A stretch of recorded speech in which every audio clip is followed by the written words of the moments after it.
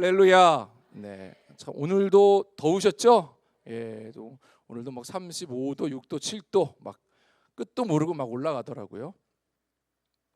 어느 젊은 저희 목사님께서 저보고 목사님, 남자는 나이 들수록 이 뚜껑을 잘 관리해야 됩니다.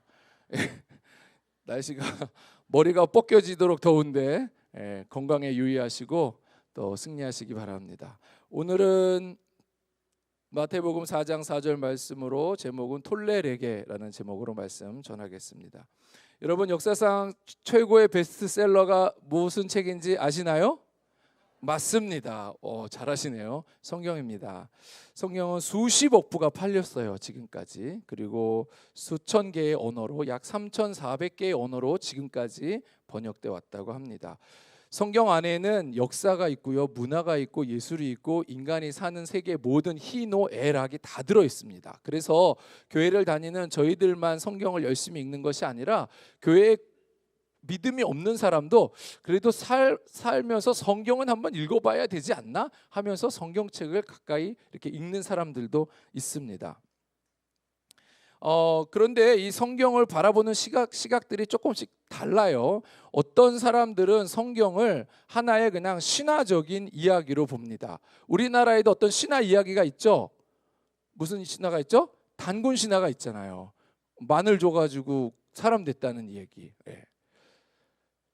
제가 어느 날 집사람이 저에게 자꾸 마늘을 주더라고요. 왜 자꾸 마늘을 주냐 했더니 사람 좀 되라고. 저보고 마늘을 주시고. 각 지방마다 문명이 발생한 지역마다 어떤 그 신화적인 이야기들이 다 가지고 있거든요. 성경도 그런 이야기 중에 하나로 치부해 버리는 거예요. 고대 근동의 어떤 이야기. 또 어떤 사람들에게는 자기 개발서입니다. 마음을 평안하게 하고 어떤 목적을 찾아갈 수 있도록 만들어주는 그런 자기 개발서로 성경을 봅니다. 또 어떤 사람들은 저거는 그냥 이스라엘의 역사 아니냐, 이스라엘과 그 주변 사람들이 치고받았던 갈등의 역사를 기록해 놓은 책이 아니냐, 뭐 이렇게 이야기합니다. 이 모든 이야기들은 성경을 제대로 이야기하는 게 아닙니다. 성경은 하나님의 말씀인 줄로 믿습니다. 성경은 하나님의 감동을 받은 사람들이 쓴, 하나님께서 써가지고 우리한테 툭 던져주신 거는 아니잖아요. 하늘에서 성경책이 뚝 떨어졌나요? 그건 아니죠. 사람의 손으로 쓰여졌는데 하나님의 영에 감동받은 사람들이 하나님을 거의 대신하다시피 해서 쓰게 된 거죠.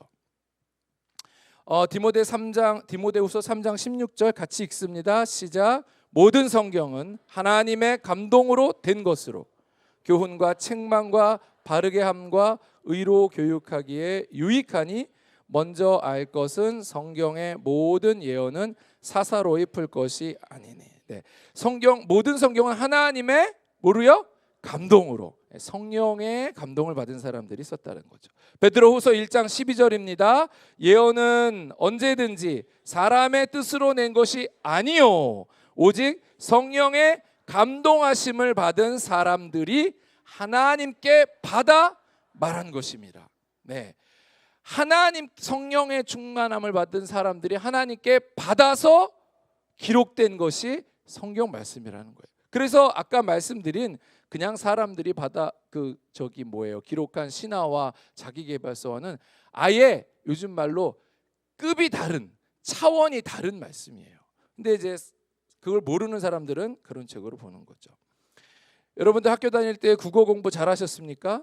국어를 잘하려면 주제 파악을 잘해야 된다. 글을 읽고 항상 시험 문제에 나옵니다. 쭉 지문이 있고 다음 글의 주제는 무엇인가. 성경이 이렇게 좀 두꺼운 책이긴 하지만 이 성경도 주제가 있거든요. 성경의 주제는 예수 그리스도입니다. 다음에 성경의 주제는 무엇인가 라고 누가 묻는다면 예수 그리스도입니다 라고 대답하시면 틀리지 않습니다. 하나님께서 태초에 천지를 창조하시고 그 많은 사람들 가운데 이스라엘을 택하시고 거기 민족 가운데 또 유다를 택하고 유다 후손으로 예수님을 육신을 입고 오게 하셨죠. 그리고 예수님을 통해서 복음이 전파되고 12제자들을 통해서 또 많은 이 성경의 증언자들을 통해서 세상으로 점점 뻗어나가고 오늘에 이르고 있습니다. 그리고 하나님께서 이제 약속하신 예수께서 다시 오시는 날 영원한 하나님의 나라가 백보자 심판이 이어지고 그 다음에 또 하나님의 영원한 나라가 계속 이어지는 거죠. 그래서요, 이 성경은 예수 그리스도라는 주제로 구약 몇 권이죠? 39권, 신약 27권.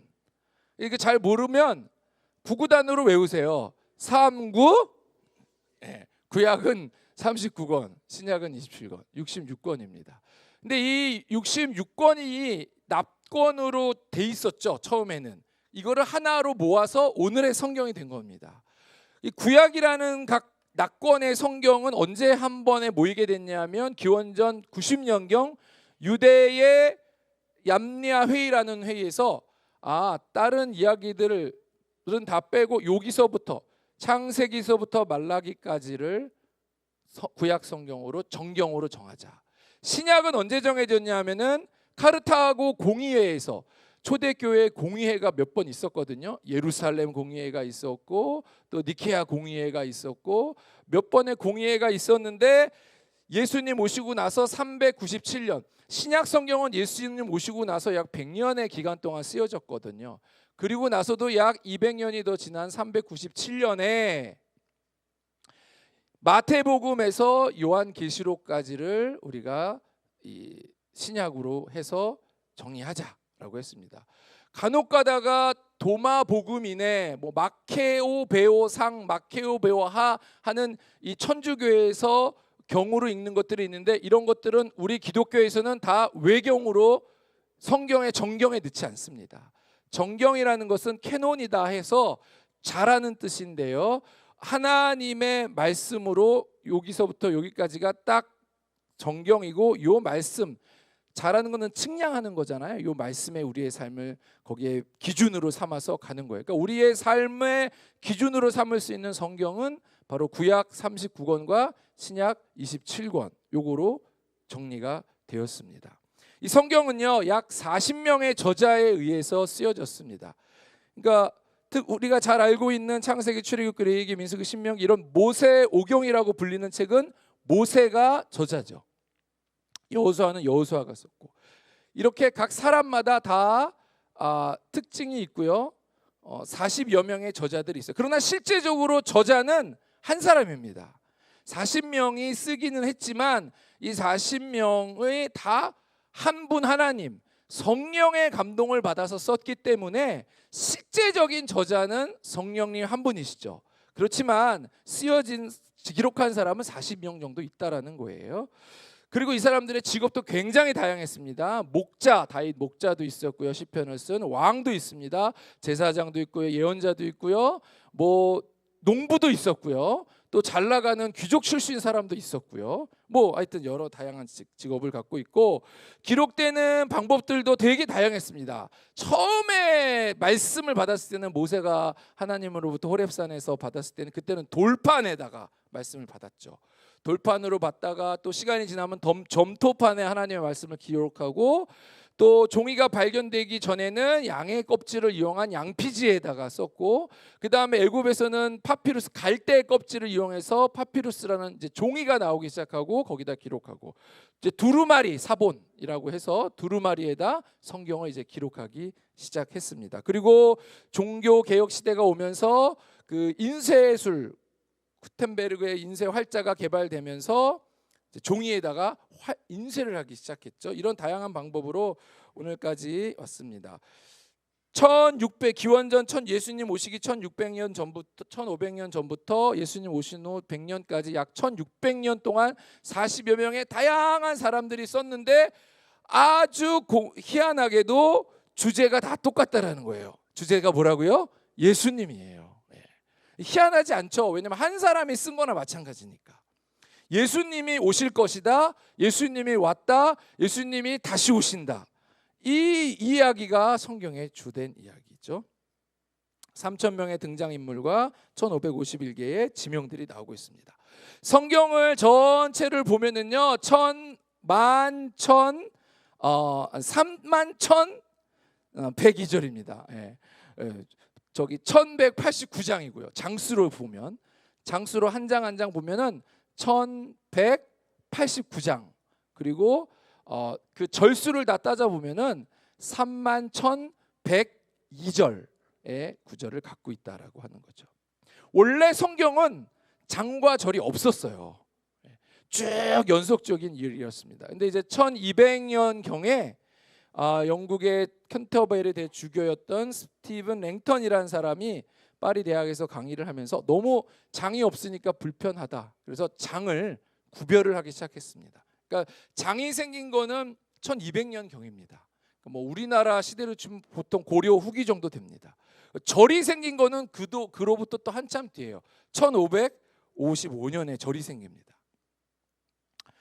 그래서 이 프랑스 사람 로베르 에띠엥이라는 사람이 절을 기록하기 시작합니다. 그래서 1500년대, 그러니까 우리나라로 치면 조선시대 중기에 이 장과 절이 이제 드디어 완성이 되게 되죠. 그래서 장과 절이 생겼는데 간혹 가다가 이 장과 절이 있다고 해서 그 어느 한 절만 탁 띄어가지고 요상하게 해석을 하는 사람들이 있어요. 성경은 문맥으로 쭉 봐야 되거든요. 단락으로. 근데 어느 한 절만 탁 골라가지고 요거를 비틀어가지고 요상하게 해석하는 사람이 이제 그때부터는 이제 신천지 되는 거예요. 이단 되는 거예요. 성경을 읽으실 땐 여러분 문맥을 좀 보셔야 됩니다. 그래서 원어 기준으로 볼 때 성경에서 그런 가장 짧은 절이 뭐냐? 요한복음 11장에 있는데요. 35절에 예수께서 눈물을 흘리시더라. 요게 제일 짧아요. 영어로는 Jesus wept. 짧죠. 아주 금방 끝납니다. 신약 성경은 헬라어로 기록되어 있는데요. 그래서 에다 크린센 호 이에수스 여기까지가 딱 헬라어 그리스 말로 된 짧은 구절입니다. 긴 구절도 있어요. 구약에 있습니다. 긴 구절은 에스더에 있습니다. 8장 9절. 쫙 우리말로도 벌써 쫙 길잖아요. 한 절로선 제일 깁니다. 저거는 구약이기 때문에 히브리 말로 써 있거든요. 히브리 민족 언어로. 여기 밑에 있는데 히브리 말로는 이렇게 읽습니다. 우리는 이렇게 읽죠. 히브리 말로는 이쪽에서 이렇게 읽어요. 그래서 아하르 바호데시 하슐리시 사스 라스 라라라. 저걸 제가 다 읽으면은 신학교 때 잠깐 읽는 법을 배우는데 다 까먹었어요. 하여튼 뭐 저게 히브리 말입니다. 성경에서 여러분 각 낙권으로 됐을 때 가장 긴 낙권 책은 어떤 걸까요? 시편이죠. 시편은 몇 편까지 있어요? 150편까지 있잖아요. 150장까지. 시편이 제일 깁니다. 2461절이에요. 제일 낙권으로 된 책의 짧은 책은 어떤 걸까요? 한 장으로 된 건데요. 요한 3서입니다. 우리말로 보면 요한 2서가 더 짧아요. 요한 2서가 13절이고 요한 3서는 15절이야. 근데 왜 요한 3서를 더 짧다고 하느냐? 원어로 읽었을 땐 요한 3서가 더 짧아요. 성경 구절에서. 그렇다면 각 권 말고 한 장이 제일 긴 성경은 어떤 걸까요? 한 장. 시편에 있어요. 119편에 있습니다. 119편은 영어로 치면은 알파벳에서 A, B, C, D 이렇게 되잖아요. A, B, C, D, Z까지 가잖아요. 그래서 A로 시작합니다. 쫙 1절은 A로 시작하고 2절은 B로 시작하고 3절은 C로 시작하고 해서 Z로 시작해서 그런 식으로 끝내요. 그래서 히브리도 알파벳이라고 할 수 있는 말로 시작합니다. 각 절이 쭉 단락이. 그래서 176절까지 119편이 구성되어 있습니다. 제일 짧은 장도 시편에 있습니다. 어딜까요? 117편에 있습니다. 한번 같이 읽어볼까요? 시작. 모든 나라들아 여호와를 찬양하며 너희 모든 백성들아 그를 찬송할지어다. 우리에게 향하신 여호와의 인자하심이 크시고 여호와의 진실하심이 영원함이로다. 할렐루야. 이게 성경에서는 제일 짧은 장의 이야기입니다.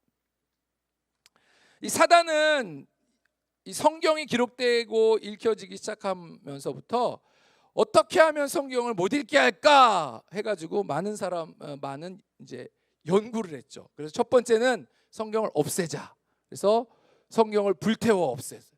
로마의 이 박해 황제였던 디오클레이누스는 성경을 그 당시 로마 안에 있던 성경을 싹 뺏어 가지고 불태웠습니다.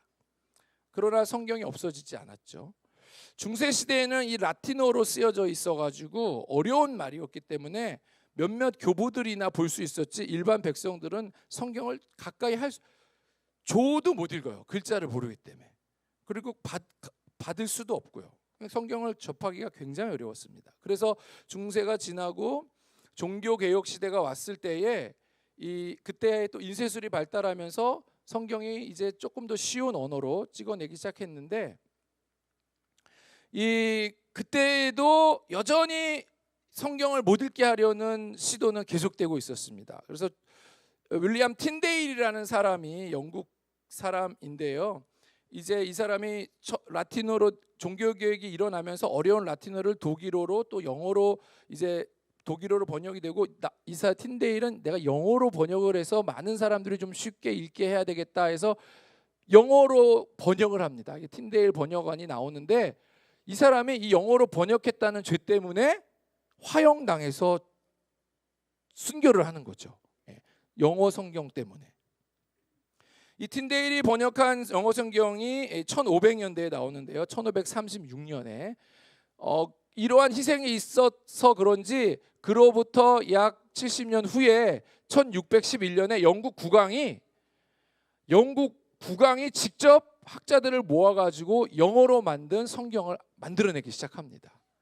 그래서 그런 제임스 1세가 모아가지고 불가타 라틴어로 된 그 성경을 영어로 번역하기 시작하는데 그 책이 이제 킹 제임스 본이다 이렇게 얘기합니다. 흠정역이라고도 합니다. 혹시 뭐 간혹 들어보셨을 거예요. 이제 그때 영어로 번역된 책입니다.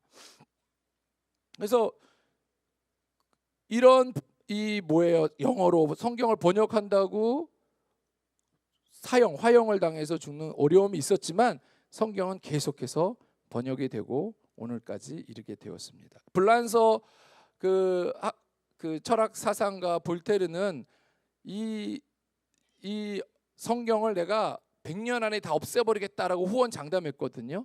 근데 그 사람이 죽고 나서 스위스에 있는 그 사람 집을 그 스위스 성서 공회에서 사들여 가지고 제네바 성서 공회에서 사들여 가지고 그 볼테르가 살고 있던 집에다가 성경을 꽉 채워 넣었어요.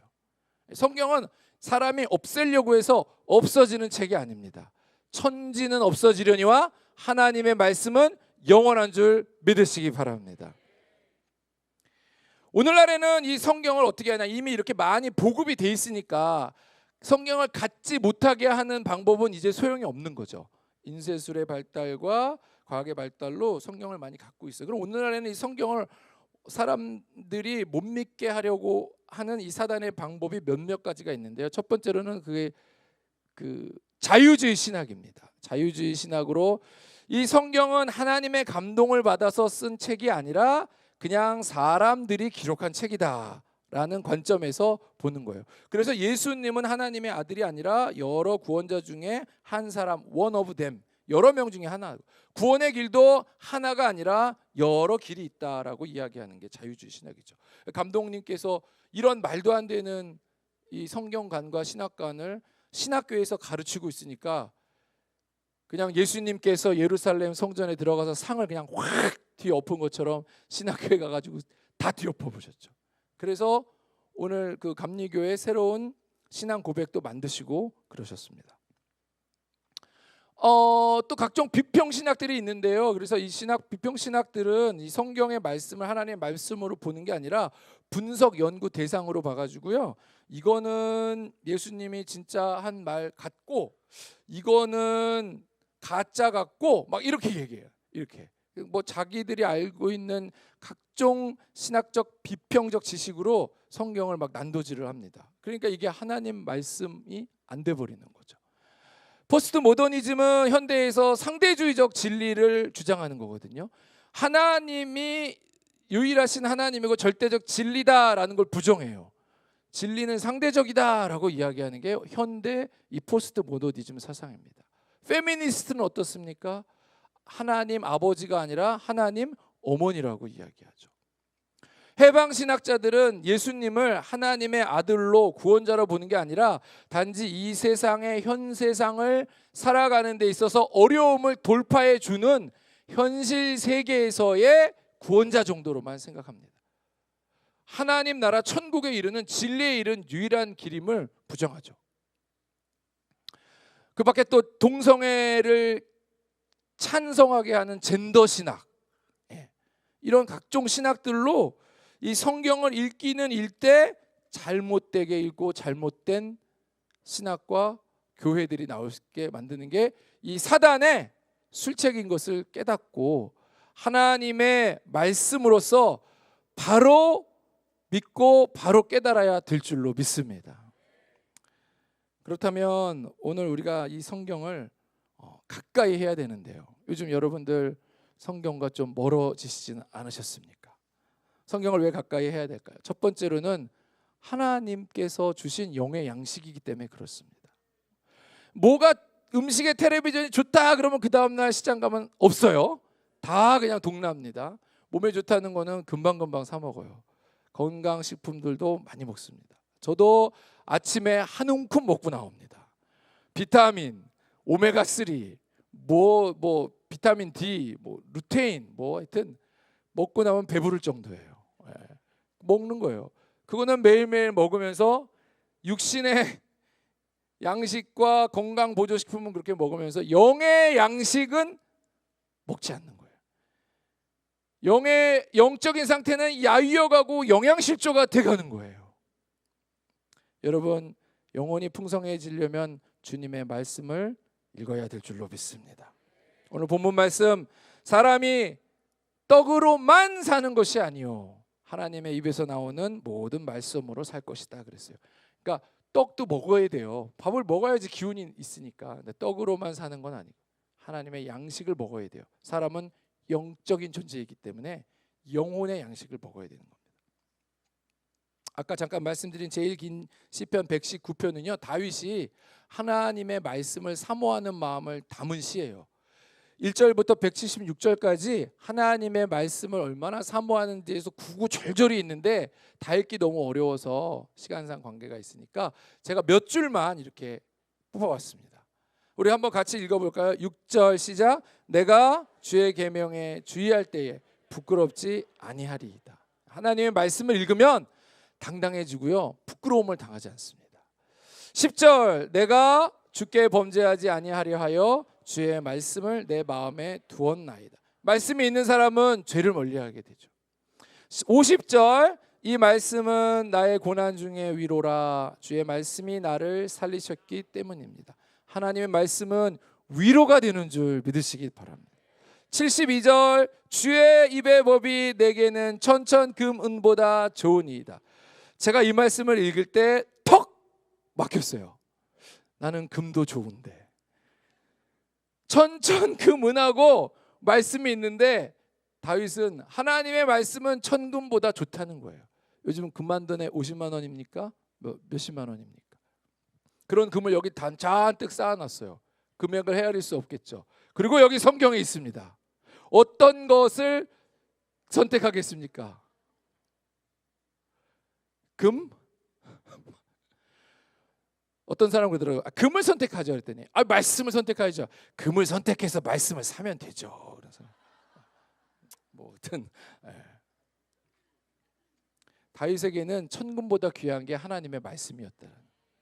82절 나의 말이 주께서 언제나 나를 안위하실까 하면서 내 눈이 주의 말씀을 바라기에 피곤하나이다.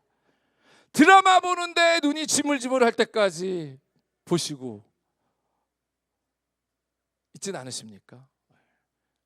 눈이 피곤했는데요 주의 말씀을 보느라고 피곤해졌다는 거죠. 물론 이제 연세가 드시면 백내장이다 또 녹내장이다 황반변성이다 하면서 눈에 이상이 오죠. 그래서 글을 조금만 읽어도 주물주물해주고 피곤해지고 하는데 그럴지라도 우리가 하나님의 말씀을 어찌하든지 가까이 해야 될 줄로 믿습니다. 103절이요 내 입에 꿀보다 더하니. 127절. 그러므로 내가 주의 계명들 금 곧 순금보다. 다윗은 도대체 왜 이러는 거예요? 다윗은 왜 이렇게 금보다 말씀을 사랑하는 건지 모르겠어요. 회개해야 돼. 회개. 성경을 읽지 않는 교회에 대한 재미난 이야기가 있습니다. 어느 교회 목사님이 주일학교를 방문했습니다. 그래서 아이에게, 철수에게 물어봤어요. 얘야, 여리고성은 누가 무너뜨렸니? 그랬습니다. 철수가 제가 안 그랬어요. 제가 안 그랬대요. 그 옆에 있던 영희가 목사님, 제가 철수 계속 같이 봤는데 철수가 안 그랬어요. 목사님이 하도 좀 기가 막혀서 주일학교 담임 선생님을 불렀습니다. 선생님, 여리고성은 누가 무너뜨렸나요?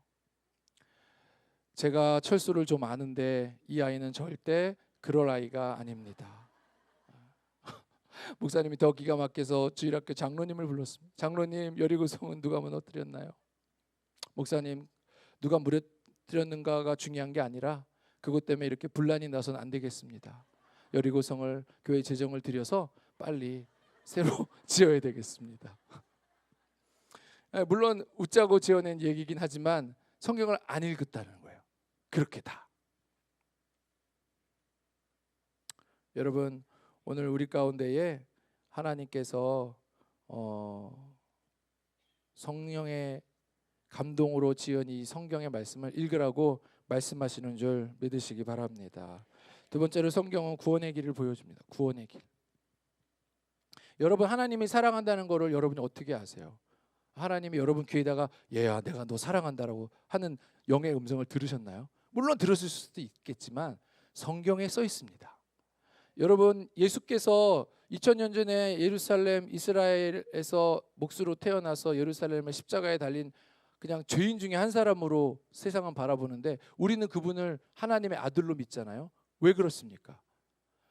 목사님이 그러던데요? 아니요. 성경이 말씀하고 있는 거예요. 우리가 죄인이라고 교회 가면 죄인이라고 그러는데 내가 왜 죄인입니까? 성경이 죄인이라고 증언하고 있습니다. 예수께서 하나님의 아들이라고 선포하고 계시고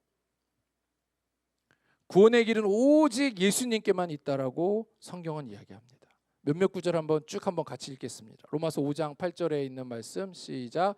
우리가 아직 죄인 되었을 때 그리스도께서 우리를 위하여 죽으심으로 하나님께서 우리에 대한 자기의 사랑을 확증하셨느니라. 유명한 말씀이죠. 요한복음 3장 16절. 하나님이 세상을 이처럼 사랑하사 독생자를 주셨으니 이는 그를 믿는 자마다 멸망하지 않고 영생을 얻게 하려 하십니다. 요한복음 20장 31절입니다. 오직 이것을 기록함은 너희로 예수께서 하나님의 아들 그리스도이심을 믿게 하려 하며, 이것을 기록함은 예수께서 하나님의 아들이심을 믿게 하려 합니다. 이 성경의 기록 목적이라는 거예요. 요한복음 14장 6절입니다. 같이요. 시작. 내가 곧 길이요 진리요 생명이 나로 말미암지 않고는 아버지께로 올 자가 없느니라. 로마서 4장 12절이요. 다른 이로서는 구원을 받을 수 없나니 천하 사람 중에 구원받을 만한 다른 이름을 우리에게 주신 일이 없습니다. 세 번째로 성경은 우리의 삶을 변화시킵니다. 성경을 읽을 때 우리의 삶이 변화가 돼요. 오늘 제목이 톨레레게인데요. 집어들고 읽으라라는 뜻의 라틴어입니다. 이 말은 어거스틴과 관계가 있습니다. 어거스틴은 중세의 유명한 신학자인데 그가 신학자가 되기 전에는 아주 허랑방탕한 사람이었어요. 마니교라는 이단에 빠져 있었고 젊어서 10대 때 벌써 사생활을 낳아가지고 자기 맘대로 살고 있었습니다. 그의 어머니 모니카는 이런 아들을 바라보면서 밤낮 눈물로 기도했죠. 밀란에 사는 암브로시우 주교님에게 가가지고 아들을 좀 어떻게 할까요 할 때 밀란 암브로시우스가 가서 기도해라. 기도하는 자의 자녀는 망하지 않는다. 열심히 기도했습니다. 그러던 어느 날 이 어거스틴이 영적으로 굉장한 내적 갈등을 겪고 있을 때에 한 음성이 들려왔어요. 담장 밖에서 톨레레게 톨레레게. 이건 아이들이 우리나라로 치면 고무줄 하면서 어떤 불렀던 노래 같은 건데 아이들이 놀면서 불렀던 노래예요. 톨레레게 톨레레게. 집어들고 읽어라 집어들고 읽어라. 이게 어거스틴에게는 하나님의 음성처럼 들렸습니다. 그래서 성경을 펴서 읽었는데 로마서 13장의 말씀이 나왔어요. 그래서 그 말씀을 듣고 회심을 합니다. 그리고 중세에 아주 유명한 종교개혁을 일으켰던 마틴 루터도, 감리교 창시자인 웨슬리도 다 어거스틴에게 빚을 지고 있죠. 우리 감리교 창시자인 웨슬리 목사님은요, 아주 독서를 많이 한 사람입니다. 웨슬리 목사님을 얘기할 때는 주로 말 위에서 성경책을 읽는 모습으로 나타나요. 이 웨슬리 목사님은 뭐 의학서적도 쓰고 식물도감도 쓰고 어류도감도 쓰고 책을 많이 읽고 책을 쓴 사람인데요, 자기를 부를 때는 나는 한 책의 사람, 한 책의 사람이라고 불러달라고 합니다. Man of one book. 그 한 책은 뭘까요? 성경입니다. 나는 성경의 사람으로 불러달라고 그랬다라는 것이죠. 웨슬리는 감리교를 창시하면서요, 감리교인의 신앙의 기초 4가지를 이야기했거든요. 그 4가지가 뭐냐면 성경, 그 다음에 이성, 그 다음에 경험, 그 다음에 전통입니다.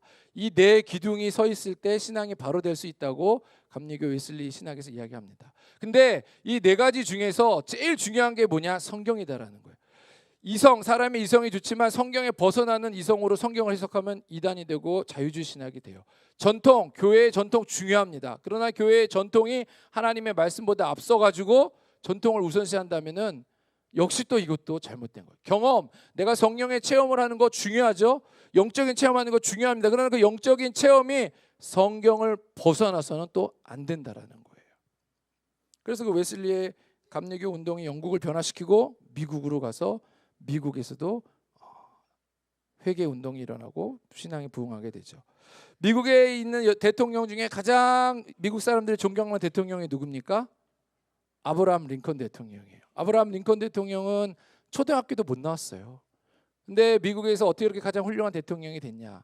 그가 10살 때인가요? 어머니 낸시 여사가 죽으면서 너무 가난하니까 학교도 못 보내고, 링컨아, 내가 너한테 줄 거는 이 성경책 하나밖에 없구나. 성경책을 읽어라. 링컨이 어려서부터 성경책을 열심히 읽었습니다. 그 노예 해방 전쟁을 위해서 남북 전쟁이 벌어질 때 이 전쟁의 위기의 순간마다 링컨은 성경을 읽으면서 그 위기를 극복했어요. 그래서 하나님께서 주신 큰 선물이 바로 성경이다라고 했습니다. 링컨은 말하기를 I love Bible. 나는 성경을 사랑한다. 여러분, 우리가 I love you, 나는 당신을 사랑한다고 고백할 만한 대상들이 이 세상에 얼마나 많이 있습니까? 근데 I love Bible 이라고 고백해 보신 적 있으십니까? 성경을 사랑한다.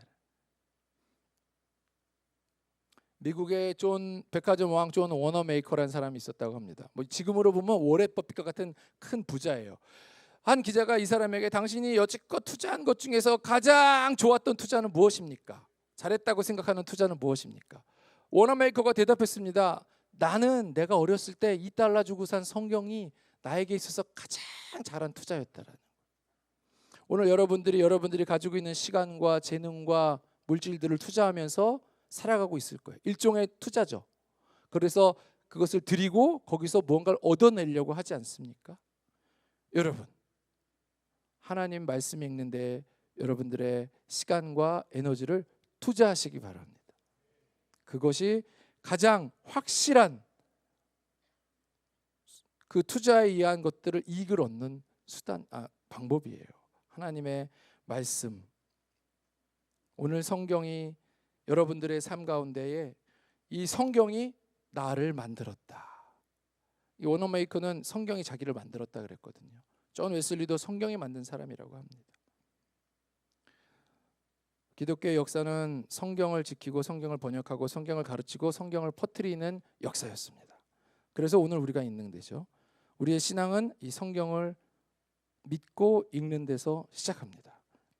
톨레레게라는 우리 성경 읽기 프로그램이 시작됐습니다. 벌써 링크를 타고 보신 분들은 뭐 있겠지만 아직 못 보신 분들은 금남 미디어로 유튜브로 들어오셔서 보시면 목사님들이 성경을 읽으면서 함께 읽고 있습니다.